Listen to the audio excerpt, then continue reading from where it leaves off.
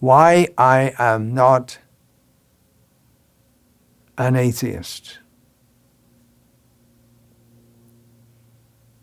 Okay, I'll tell you in brief why I am not an atheist.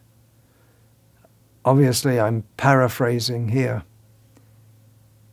Bertrand Russell, a prominent atheist of the 20th century, who wrote a book called Why I Am Not a Christian.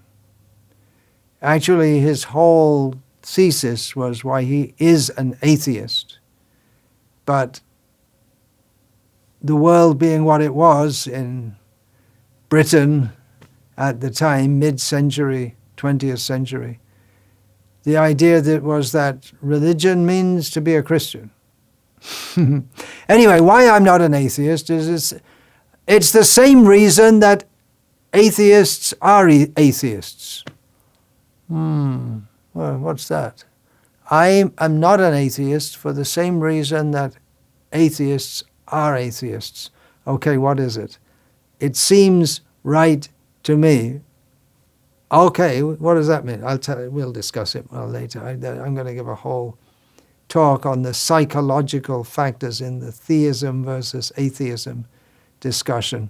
To an atheist, it seems absurd to postulate or believe in an omnipotent, omniscient, omnipresent, omnibenevolent being. No evidence. At least they don't say omnivorous like most atheists and theists. But to the atheists, they say there is no deeper meaning to life. What you see is what exists, and that's it, nothing more.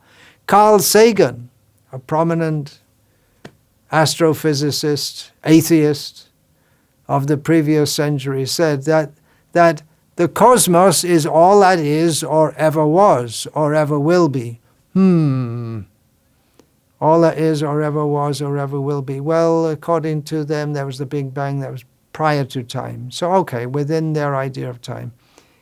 The cosmos is all that is or ever was or ever will be. It's almost a religious statement, but it's backed with the supposed authority of a reputed scientist and big scientists like Carl Sagan and Richard Dawkins and Stephen Hawking and others say is accepted by many to be true, although actually it's an unverifiable statement in a worldview that Dr. Sagan and others accepted on faith.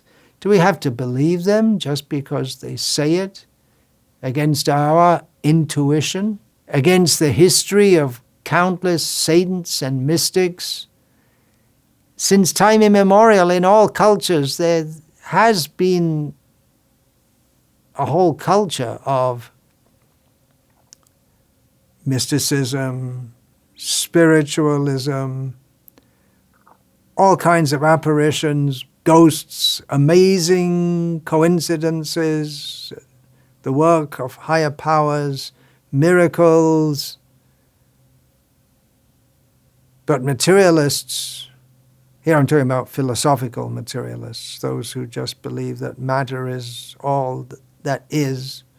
Materialists a priori reject all of this.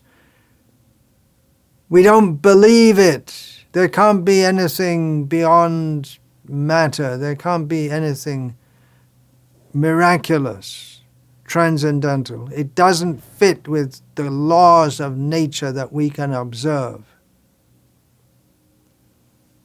From what I see from Richard Dawkins, a prominent atheist,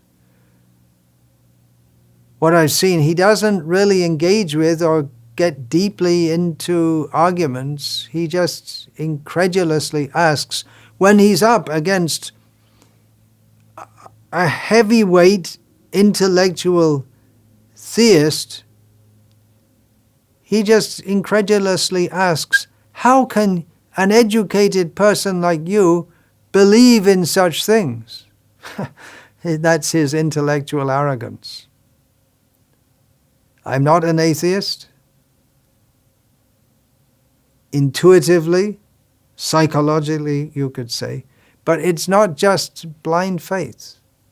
There are many reasons also. It's not unreasonable.